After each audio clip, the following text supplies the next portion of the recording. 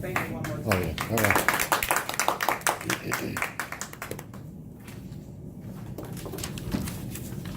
The next speaker is Mark Thompson. I really want Deborah to speak today. Please help me welcome Mark Thompson.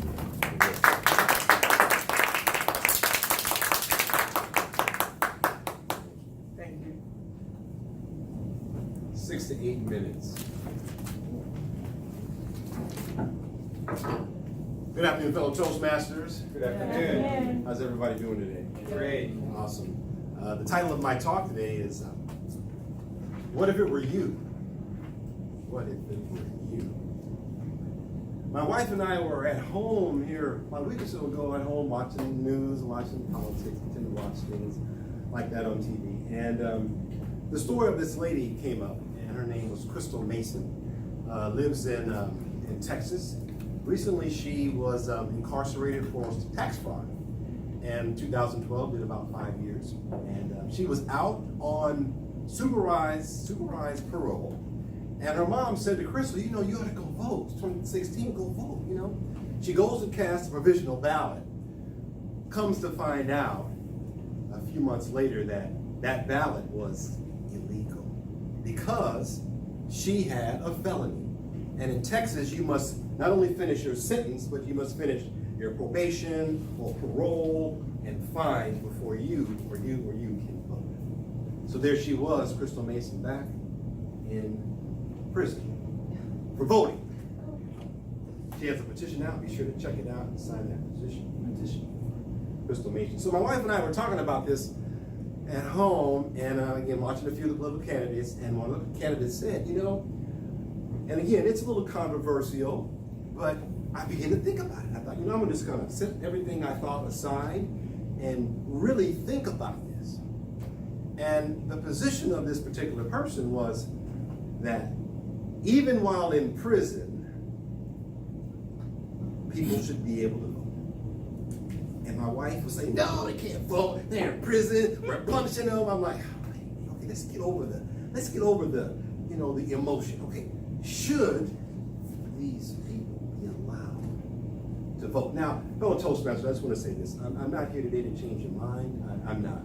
I come with an opinion, but I would much rather pique your curiosity, and you do the research and you make your decision on this, because that's what it's about.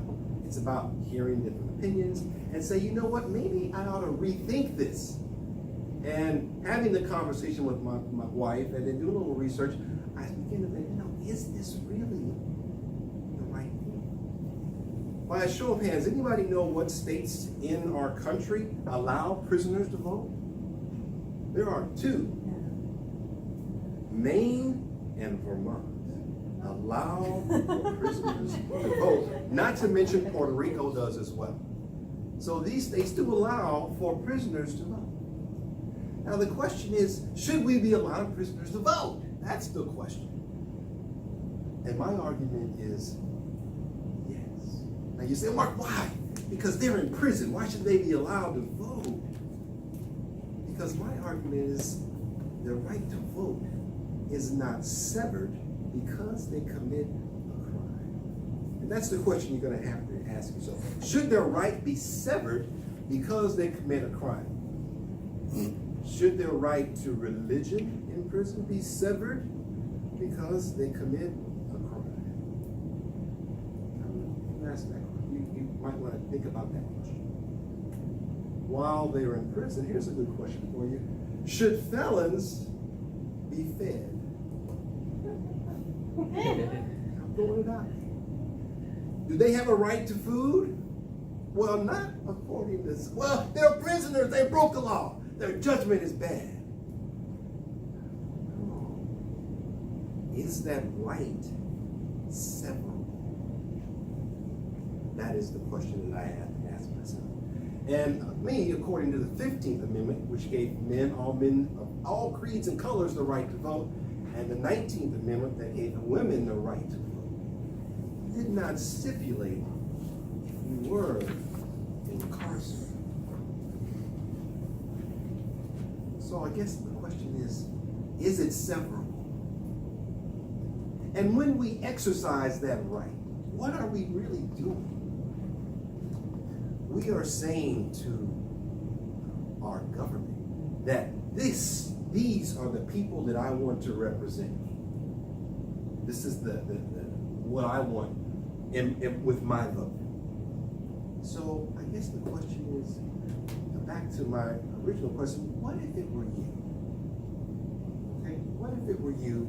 And like this lady, Crystal Mason, who is now behind bars because of voting, what if it were you? Should you have a right to vote when even when you get out of prison? But I'm focusing on in prison. Should you have that right once you get out?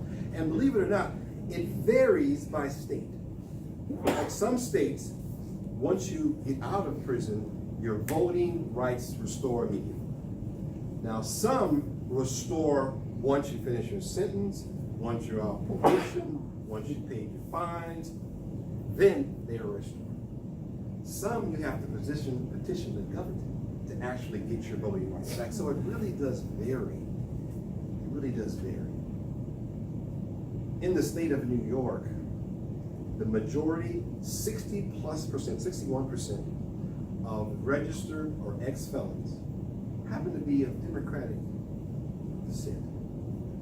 In New Mexico, it's 51%. So my question to you, is there any benefit to have people not be able to vote? And that's the question you must ask yourself. Is that a benefit to someone or a group? And my answer is yes, there is a benefit to have. Currently, we have about 6.1 million people that are either in prison or in parole or on probation that do not have the right to vote. Now, I'm not justifying what they've done. I'm not trying to justify crimes. I'm not. I'm only here to argue that I think, in my opinion, voting, along with religion, along with even medical care. Should prisoners have a right to medical care in prison? I mean, or should we say no, because your judgment is bad, you've lost that privilege, you've lost that freedom. Toastmasters, I'm not here to change your mind today. I'm only here to hope, to plant the seed that you do the research and come up with your opinion based on what you think is the right thing to do. Because sometimes in life, we have to decide on doing the right thing, and sometimes that's hard, and sometimes it's going to have, maybe in someone's view, maybe a negative impact. But overall, are more benefited. Because if you think about every law we make, most will be benefited, but there will be some that won't be benefited. So I implore you to think about this. Should felons, like this lady Crystal Mason, have the right to vote? Not only in prison, when she leaves. This way, when you pay your debt to society, in other words, you've committed a crime, you've done your time, you're ready to come out, and now you want to come back to a normality, so to speak. And now the government says, no, you can't do this. You have to check that felon box. You can't get a job. Is that right? So, hello Toastmasters, I'm just giving you food for thought. I hope you think about, should felons have the right to vote in prison?